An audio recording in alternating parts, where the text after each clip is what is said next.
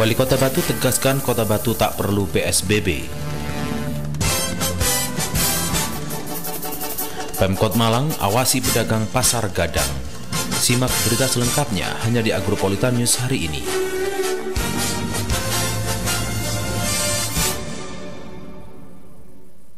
Ya pemirsa, selain dua informasi tadi, kami masih akan menghadirkan informasi menarik lainnya bersama saya Nisrina Halda. Dan saya Galuh Pandu.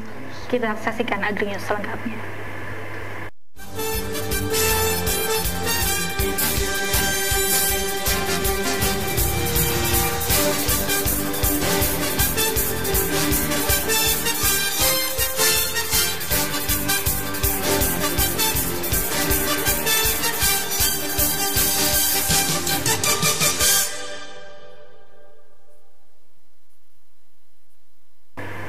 Ya saudara, kita awali informasi pertama dari Kota Batu. Wali Kota Batu Dewanti Rumpoko merasa belum perlu untuk mengajukan atau bahkan memberlakukan pembatasan berskala besar atau PSBB di Kota Batu. Di samping kasus COVID-19 di Kota Batu yang masih terkendali, dalam skala rukun warga dan rukun tetangga, PSBB mandiri masih dilakukan secara efektif.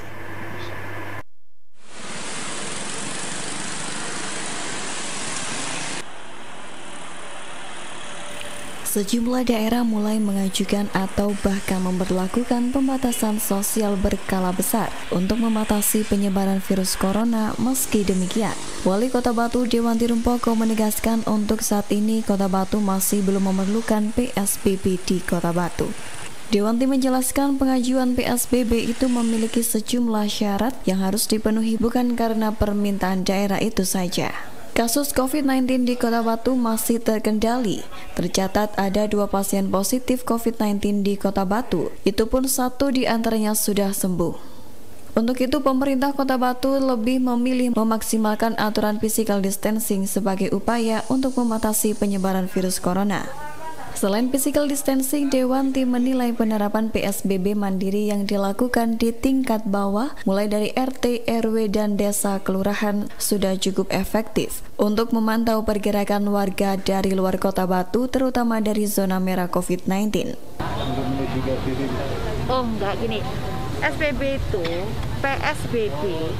itu bisa dilakukan ketika syarat-syarat, terutama pandemi itu yang meloncatnya sangat 2 kali lipat drastis, seperti Jakarta, seperti Surabaya. Nah terus terang kalau Kota Batu ini alhamdulillah tidak, sehingga syarat untuk itu sebetulnya bukan kemauan pemerintah kota, tapi ada syaratnya. Nah, dan saya merasa ketika kita menjalankan PSBB yang dari wilayah kecil, jadi tingkat RT itu kita minta siskamlingnya Pak RT, Pak RW itu menjaga lingkungannya. Kemudian melaporkan setiap orang yang datang, apalagi dari daerah merah, itu lebih efektif dan tidak memakan banyak biaya. Nah ini yang kami sekarang lakukan di Kota Batu. Ya, mudah-mudahan ini bisa terkendali sampai akhirnya selesai. Mudah-mudahan bulan depan kita semua sudah bisa tempat wisata, buka hotel, buka restoran, sudah kembali normal. Dewanti Rumpoko berharap wabah COVID-19 ini segera berakhir dan seluruh masyarakat dapat beraktivitas kembali seperti sedia kala. Dari Kota Batu, Ari Pungkaji ATV melaporkan. Ya pemirsa, adanya instruksi dari Presiden mengenai larangan mudik di tengah wabah COVID-19 direspon oleh pemerintah Kota Batu dengan membuat aturan tegas di mana masyarakat Kota Batu yang bekerja di perantauan untuk tidak mudik. Ya, dan kemudian bagi mereka yang mudik ke Kota Batu, pemerintah Kota Batu telah menyiapkan tempat karantina dan juga telah melakukan screening bagi daerah di 4 perbatasan di sekitar Kota Batu, dan juga pemerintah akan memberikan anggaran bagi mereka yang berada di luar kota dan tidak dapat mudik ke Kota Batu.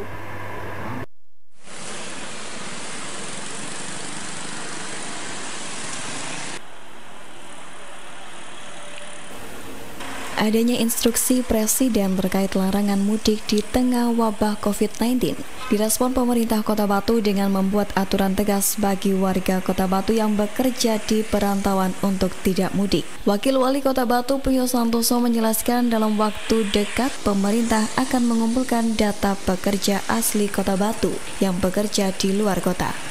Pemerintah Kota Batu juga akan menerapkan screening atau penapisan jika ada warga yang nekat mudik, terutama jelang Lebaran saat ini jika jumlah pemudik banyak yang mengarah pada tanda-tanda COVID-19 serta berasal dari daerah epicentrum seperti Jakarta dan Jawa Barat, maka bisa saja mereka diisolasi, tidak diperkenankan langsung pulang. Tempat untuk isolasi bagi warga yang nekat mudik sudah disiapkan di Wisma PPSA Bima Sakti Songoriti yang mampu menampung 200 orang, gedung P4TK Pusat Pengembangan dan Pemberdayaan Pendidik, serta tenaga kependidikan PKN dan IPS yang ada di Pendem yang mampu menampung 120 orang. Dan Wisma Retreat Talita Kum yang ada di Jalan Metro Sisir Kota Batu dengan kapasitas 60 orang. Dengan adanya instruksi Presiden tersebut, maka penerapan warga keluar masuk Kota Batu akan diberlakukan lebih ketat. Tetapi secara resmi protokol penanganan pemudik masih menunggu surat dari gubernur. Jika surat dari gubernur ada, maka daerah akan membreakdown dengan surat edaran wali kota. Pemerintah kota juga menyiapkan anggaran sebagai pengganti uang makan bagi pekerja di luar kota yang gagal mudik. Di Kota Batu, screening pemudik bakal memberlakukan pola yang hampir sama dengan physical distancing yang sudah dilakukan lewat pos pantau. Di Kota Batu, pos pantau akan disebar di 4 akses masuk Kota Batu, mulai dari Pendem, Dadaprejo, Songoriti, dan Sumber Brantas. Jadi ada instruksi baru dari Presiden, ini ketentuannya wajib. Tidak hanya himbauan, tidak boleh pulang, tetapi wajib. Dan ini sudah ada konsekuensi logis untuk kabupaten kota untuk mendata. Ini tadi perintah Bu Wali untuk kita dan Pak Sek setelah ini untuk mendata kira-kira di Kota Batu ini yang warga Batu yang kebetulan kerja di luar kota yang dimungkinkan itu mudik itu berapa. Oleh sebab itu sebentar lagi kami akan mengumpulkan beberapa UD, Dinsos dan semuanya untuk itu.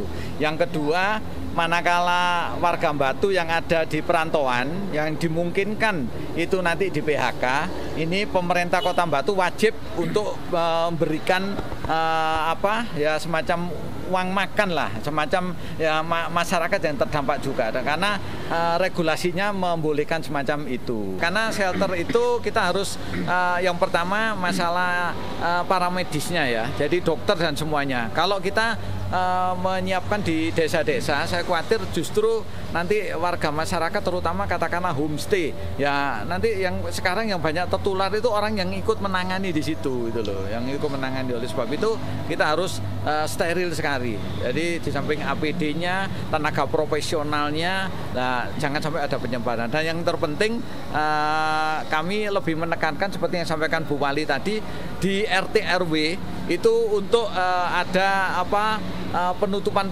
itu yang lebih efektif. Dari Kota Batu, Ari Pungka, AJA TV melaporkan.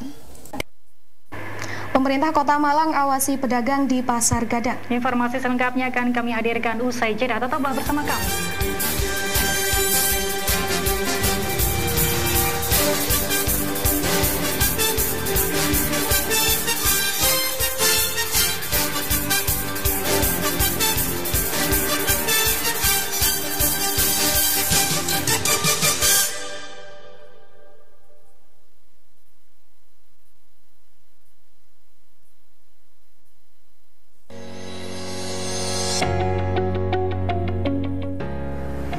Demi mencegah perluasan penyebaran COVID-19, ayo masyarakat Kota Batu taati himbauan pemerintah untuk tetap beraktivitas di rumah.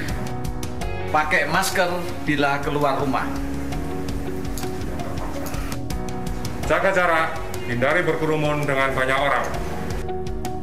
Tunda bepergian dan mudik untuk sementara waktu. Biasakan mencuci tangan dengan sabun setelah beraktivitas. Kita bersama melawan COVID-19.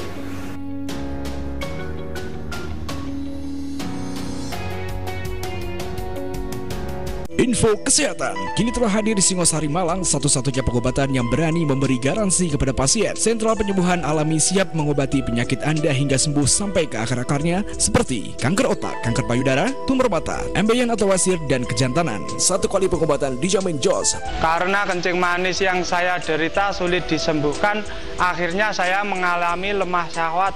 Lalu saya berobat Sentral Penyembuhan Alami di Singosari. Alhamdulillah satu kali berobat kencing manis dan kejantanan saya normal kembali. Saya sakit ambeien dan kanker rektum. Setelah berobat ke Sentral Penyembuhan Alami di Singosari, ambeien dan kanker rektum saya alhamdulillah sudah sembuh. Alamat praktek Sentral Penyembuhan Alami Jalan Ken Arok RT 2 RW 9 Kelurahan Pagentan Kecamatan Singosari Kabupaten Malang. Handphone 085215323938. Sentral Penyembuhan Alami buka praktek setiap hari pukul 8 pagi hingga pukul 18. Ingat, 3 hari tidak ada perubahan, herbal diganti tanpa dipungut biaya. Assalamualaikum warahmatullahi wabarakatuh. Marhaban ya Ramadan. Di tengah-tengah pandemi COVID-19 yang melanda negeri kita, ini merupakan momentum untuk semakin kita mempertebal iman. Dengan melaksanakan puasa wajib 1 bulan penuh sepanjang Ramadan 1441 Hijriah, saya Dewanti Rumpoko, Wali Kota Batu, mengucapkan selamat menjalankan ibadah puasa. Semoga kita semua senantiasa dalam lindungan Allah Subhanahu wa Ta'ala, serta dapat melaksanakan rangkaian ibadah dengan khusyuk serta dijauhkan dari segala musibah. Wassalamualaikum warahmatullahi wabarakatuh.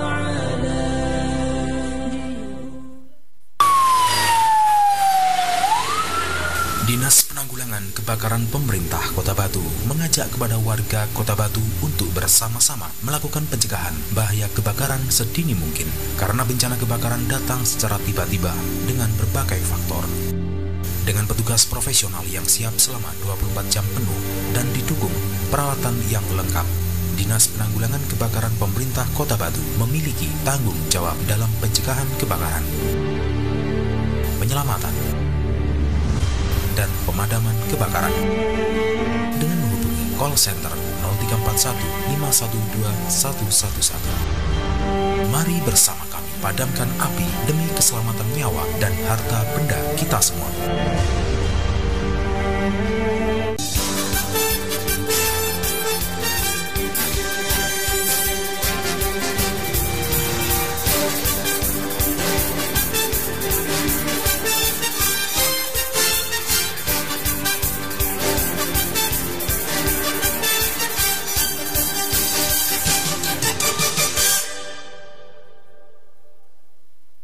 Ya pemirsa, Anda masih bersama kami di Agro News. Pemirsa, Wali Kota Malang bersama jajaran Forkopinda meninjau pedagang di Pasar Gadang, mengingat ada salah satu pedagang yang masuk ke dalam pasien dalam pengawasan dan sekarang sedang diisolasi di rumah sakit. Dan seperti apa peninjauan tersebut berlangsung, kita saksikan liputannya bersama.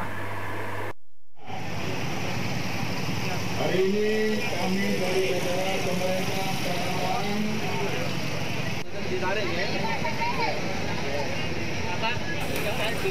menindaklanjuti adanya pedagang Pasar Gadang yang hasil rapid testnya positif dan menjadi pasien dalam pengawasan atau PDP.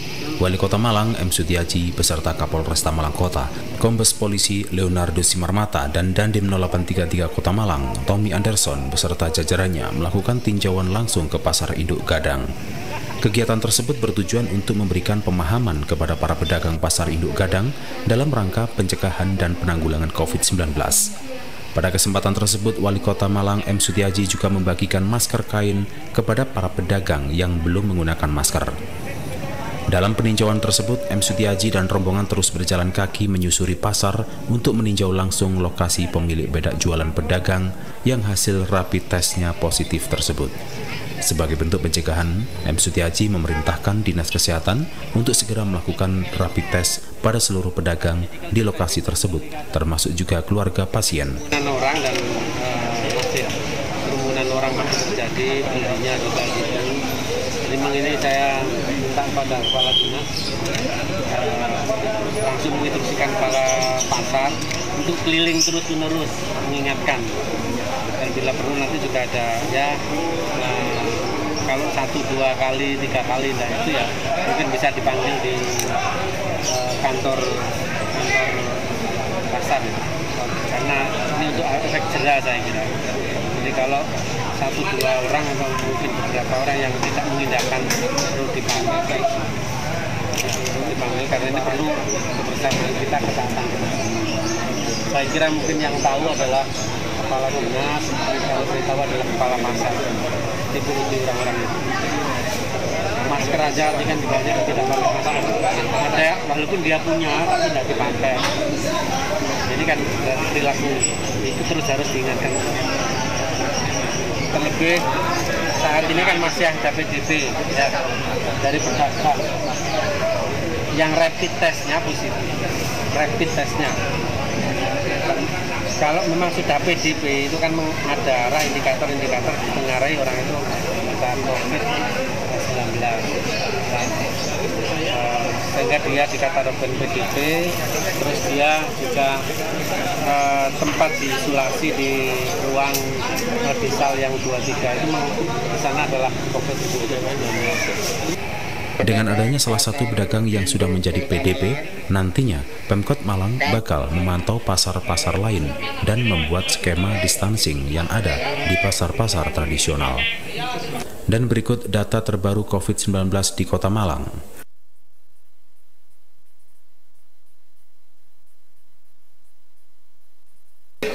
Dari Kota Malang, Saiful Akbar ATV melaporkan.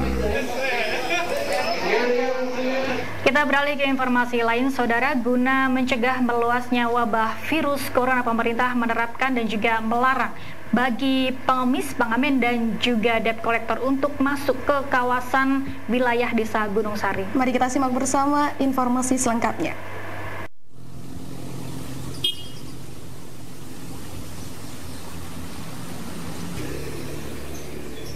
Banyak cara dilakukan masyarakat Kota Batu, khususnya di Desa Gunung Sari dalam mencegah penyebaran virus corona. Selain gencar melakukan penyemprotan cairan disinfektan dan menganjurkan untuk memulai perilaku hidup sehat, pemerintah Desa Gunung Sari juga sudah mulai melakukan pelanggaran warga luar desa seperti pemulung, pengemis, peminta sumbangan, pengamen hingga debt collector yang dilarang masuk untuk ke wilayah Desa Gunung Sari demi mempersempit penyebaran COVID-19. Himbauan larangan tersebut dibuat dalam bentuk spanduk yang sudah disebar di semua dusun wilayah Desa Gunung Sari. Di antaranya yaitu di Dusun Kapru, Dusun Pager Gunung, Dusun Berumbung, Dusun Kandangan, Dusun Talangrejo, Dusun Talangsari, hingga Dusun Jantur. Spanduk tersebut juga terpasang di berbagai titik di tempat-tempat strategis yang mudah dilihat dan dibaca oleh masyarakat maupun para pengguna jalan yang melintas, baik spanduk besar maupun kecil. Di dalam spanduk juga berisikan himbauan untuk warga yang datang dari luar. Wajib lapor ke pihak desa, yaitu kepala desa, perangkat desa, kader, dan juga ketua RT atau RW setempat. Dari Kota Batu, Violet ATV melaporkan. Saudara, memasuki bulan suci Ramadan, sejumlah harga kebutuhan pokok dan juga palawija serta sayur mengalami lonjakan harga. Informasi selengkapnya akan kami hadirkan seusai jeda, tetaplah bersama kami.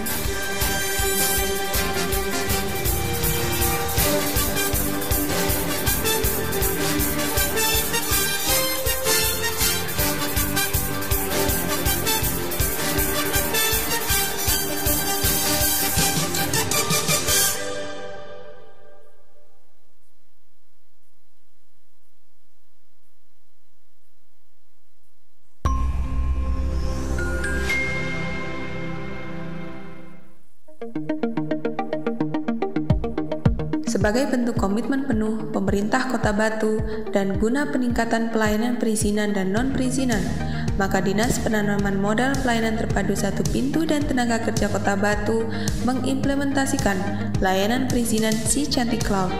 Sesuai dengan amanat undang-undang, maka DPM PTSP dan Naker Kota Batu berkomitmen dengan memberikan kemudahan dalam pelayanan perizinan dan non-perizinan. Si Cantik Cloud adalah sebuah aplikasi perizinan yang berbasis cloud sehingga dapat diakses dari manapun, dilengkapi dengan fitur tracking status perizinan, pengaduan secara online, dan penerapan tanda tangan elektronik sebagai keabsahan dokumen. Segera daftarkan diri Anda dan miliki akun di www.sicantikwi.layanan.go.id. Cukup klik, lengkapi berkas, maka pengajuan perizinan akan kami proses. Urus izin, gak usah ribet lagi, kan sudah ada Si Cantik.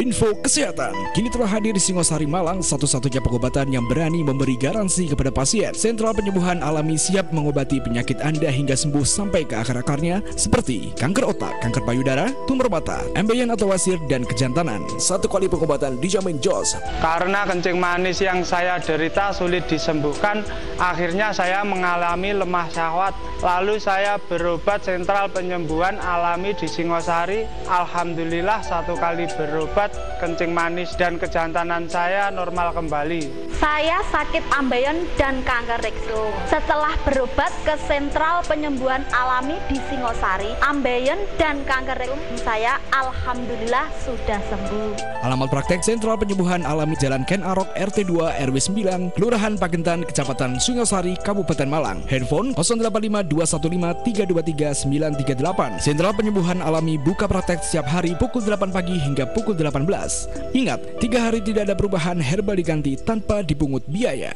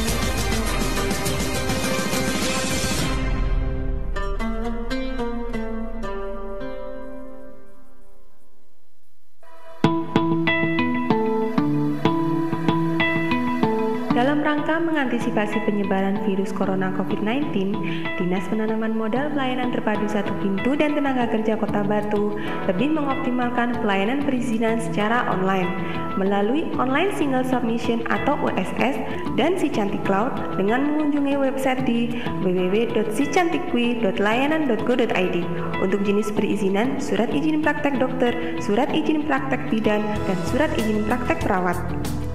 Untuk kemudahan berkomunikasi, Anda bisa menghubungi layanan call center kami pada nomor 0822 4555 1781 atau 0341 5025 655 atau bisa membuka website kami di www.ppnptstk.batukota.go.id.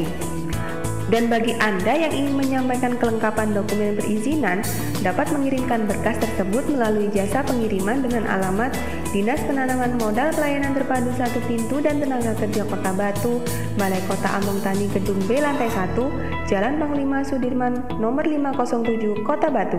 Semuanya bisa dilakukan di rumah aja. Stay at home, stay safe, stay healthy.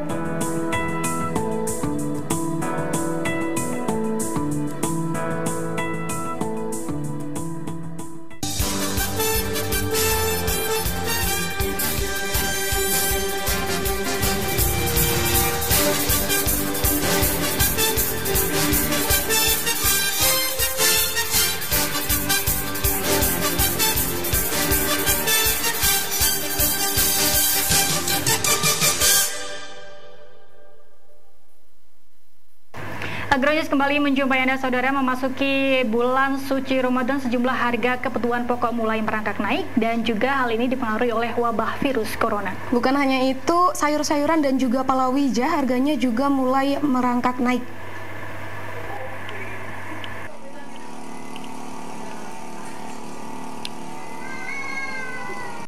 Hal ini dirasakan langsung oleh Suparmi, penjual sayur keliling yang ada di Kabupaten Malang.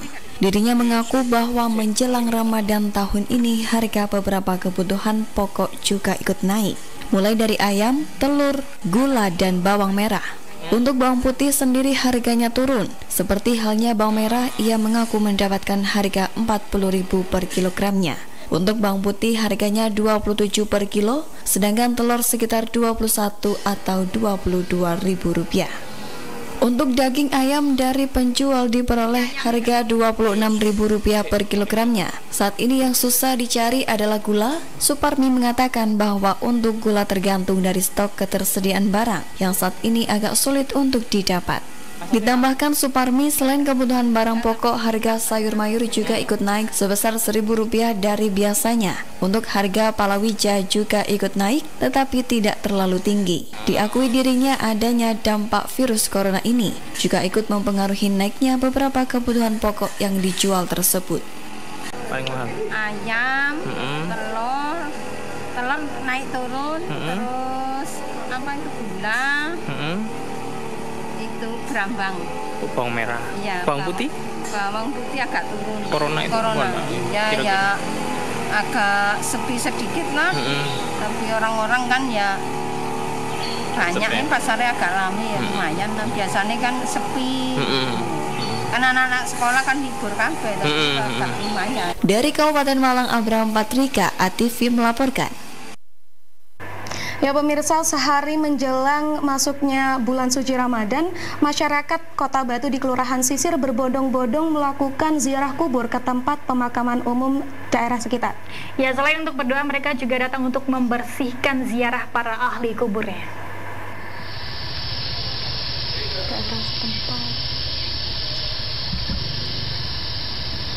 Break. Kamu tekno. Sudah menjadi sebuah tradisi, setiap kali menjelang datangnya bulan suci Ramadan, warga Kota Batu selalu melakukan ziarah kubur. Salah satunya seperti yang dilakukan warga di Kelurahan Sisir dan sekitarnya. Sejak pagi hari, tempat pemakaman umum TPU Sisir di Jalan Kiai Haji Agus Salim sudah dipadati oleh para peziarah. Mereka datang untuk mendoakan arwah para leluhur atau ahli kuburnya, agar diberi ketenangan dan mendapatkan tempat yang terbaik di sisi Tuhannya.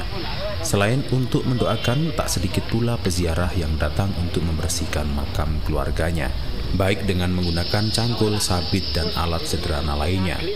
Bukan hanya orang dewasa, peziarah yang datang juga beragam usianya, sebab banyak yang datang bersama anggota keluarganya.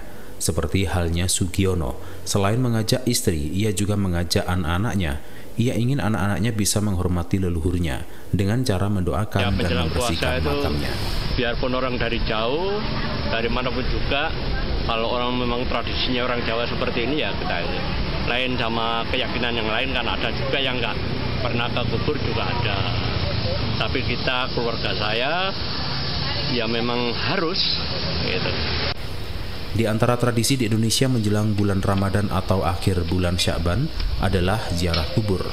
Sebagian mengistilahkan tradisi ini sebagai arwahan atau nyekar, kosar, munggahan, dan lain sebagainya.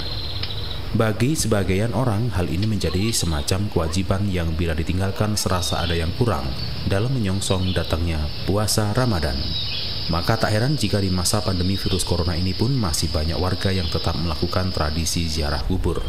Namun demikian, sesuai anjuran pemerintah, warga hendaknya tetap menjaga keselamatan dengan menggunakan alat pelindung diri. Bahkan jika mungkin warga diharapkan tidak keluar rumah sampai kondisi membaik. Dari Kota Batu, Hasan Samsuri, ATV melaporkan. 3 pelaku vandalisme diamankan Polresta Malang Kota. Informasinya akan kami hadirkan saat lagi, tetaplah bersama kami.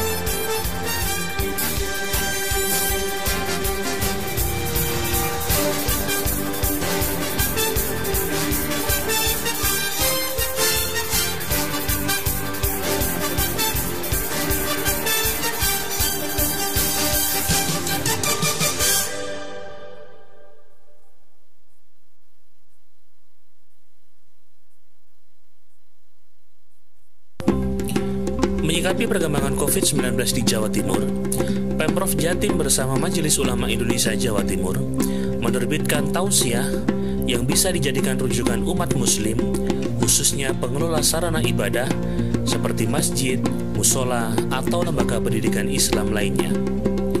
Upaya tersebut antara lain meminta kepada para takmir masjid agar melakukan ikhtiar lahiriah secara maksimal untuk memotong rantai peredaran virus.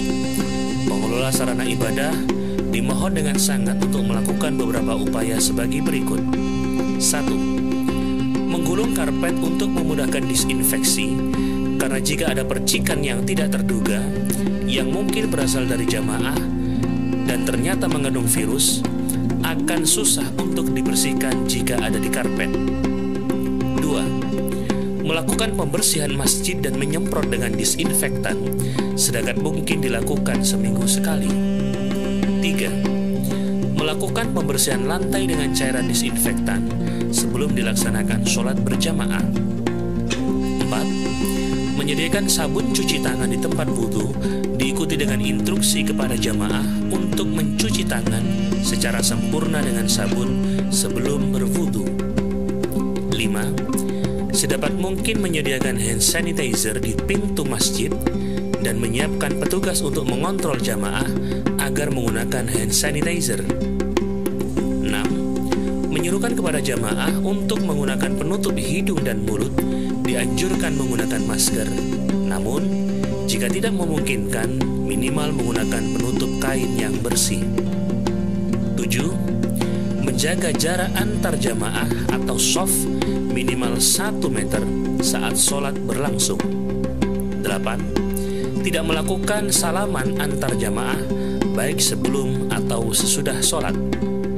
9. Tetap menghimbau kepada masyarakat untuk tenang, menjaga persatuan, mengedepankan hidup saling membantu, tidak menyebarkan berita yang tidak benar atau hoax.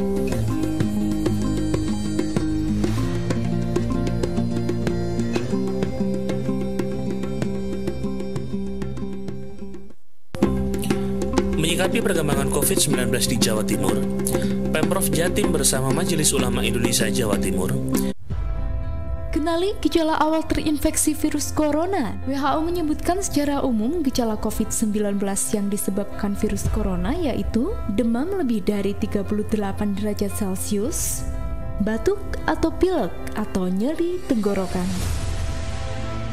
sesak nafas hingga dada terasa sakit. Jika Anda merasa tidak sehat dengan kriteria tersebut, maka istirahatlah cukup di rumah, minum air putih yang cukup.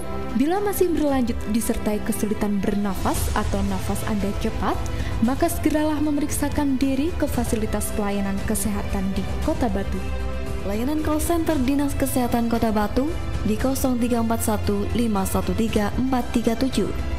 Iklan layanan ini dipersembahkan oleh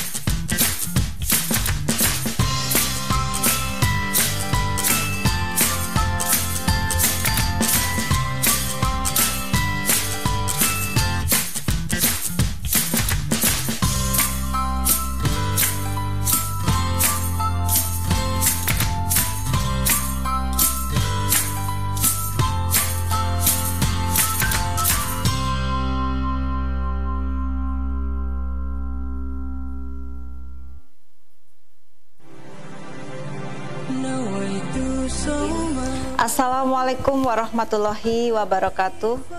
Marhaban ya Ramadan. Di tengah-tengah pandemi COVID-19 yang melanda negeri kita, ini merupakan momentum untuk semakin kita mempertebal iman. Dengan melaksanakan puasa wajib 1 bulan penuh sepanjang Ramadan 1441 Hijriah, saya Dewanti Rumpoko, Wali Kota Batu, mengucapkan selamat menjalankan ibadah puasa. Semoga kita semua senantiasa dalam lindungan Allah Subhanahu wa Ta'ala, serta dapat melaksanakan rangkaian ibadah dengan khusyuk serta dijauhkan dari segala musibah. Wassalamualaikum warahmatullahi wabarakatuh.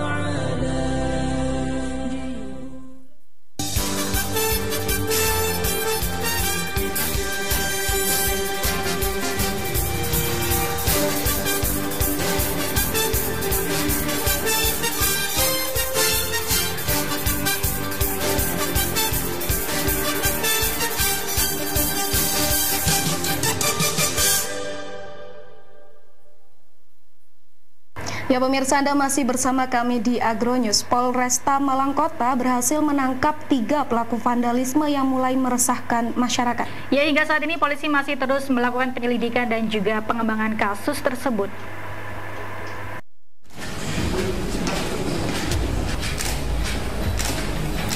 Inilah ketiga tersangka kasus vandalisme yang meresahkan masyarakat Malang Raya.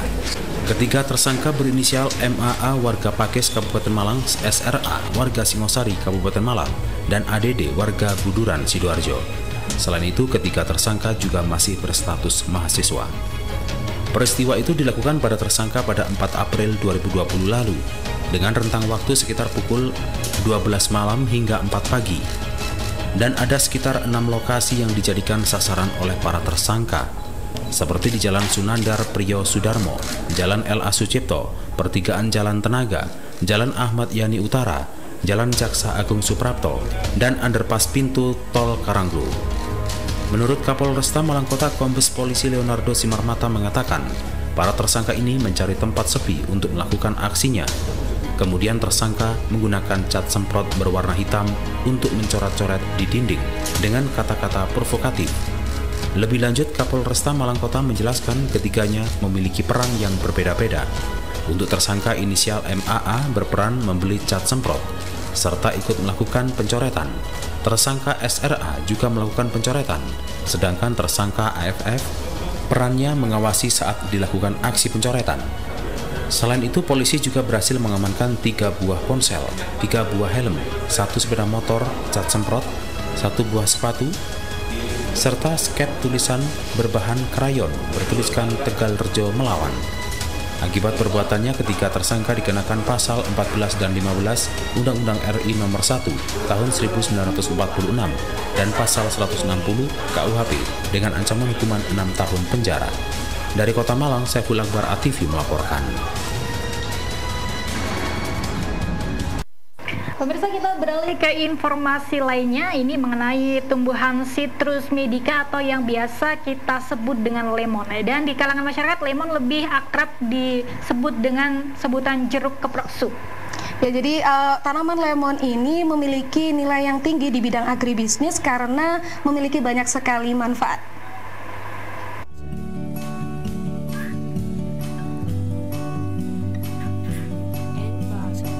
Jeruk lemon merupakan tanaman perdu sekaligus penghias kebun.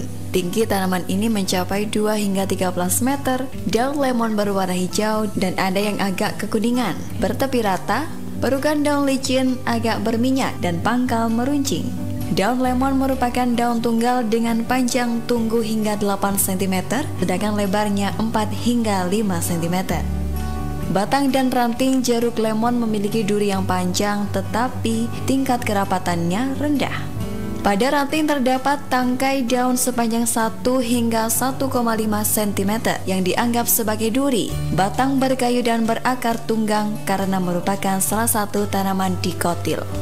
Tanaman lemon berasal dari Asia Timur dan Asia Tenggara, dan pada awal 200 Masehi dibudidayakan di India. Selama abad 10 sampai abad 11 populer di negara Timur Tengah, Mediterania, Amerika, hingga Cina.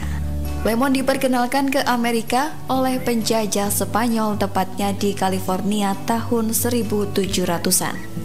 Bagian tanaman yang dimanfaatkan mulai dari buah, daunnya yang memiliki nilai dekorasi serta bunga yang berwarna menarik.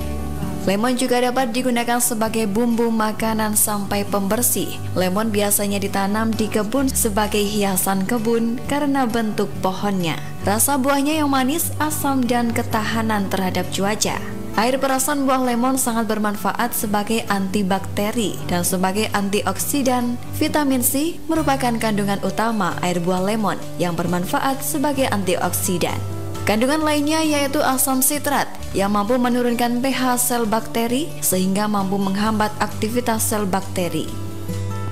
Dari Kota Batu, Abraham Patrika, ATV melaporkan.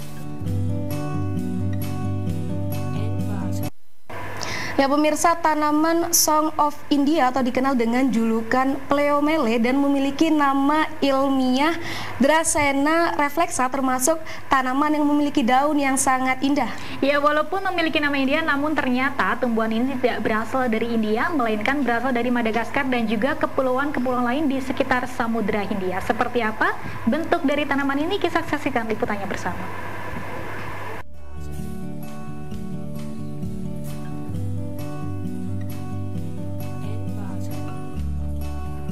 Tanaman ini bisa juga hidup di dalam ruangan sebagai tanaman hias indoor.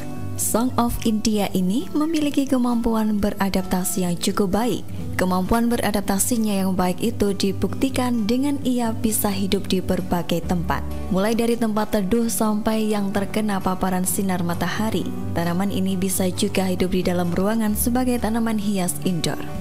Bentuk tanaman hias Song of India ini sangat unik. Batangnya bercabang-cabang dan tumbuh dengan rimbun. Daunnya memiliki panjang sekitar 5 hingga 20 cm.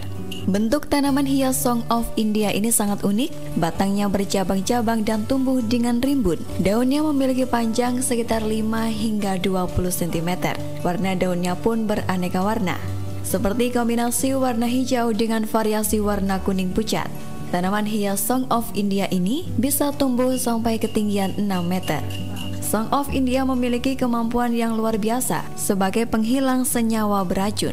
Tanaman Song of India ini bisa tumbuh tinggi hingga mencapai 6 meter. Di pasaran, harga tanaman hias Song of India ini cukup bervariasi. Biasanya dihargai karena ukurannya. Semakin rimbun daunnya dan semakin tinggi batangnya, maka tanaman hias Song of India ini akan semakin mahal. Dari Kota Batu, Abraham Patrika, ATV melaporkan. Pemirsa, informasi seputar flora tadi sekaligus menutup jumpa kita dalam Agronews hari ini. Mewakili segenap kru yang bertugas, saya Galuh Pandu. Dan saya Nisrina Halda mengucapkan terima kasih dan sampai jumpa.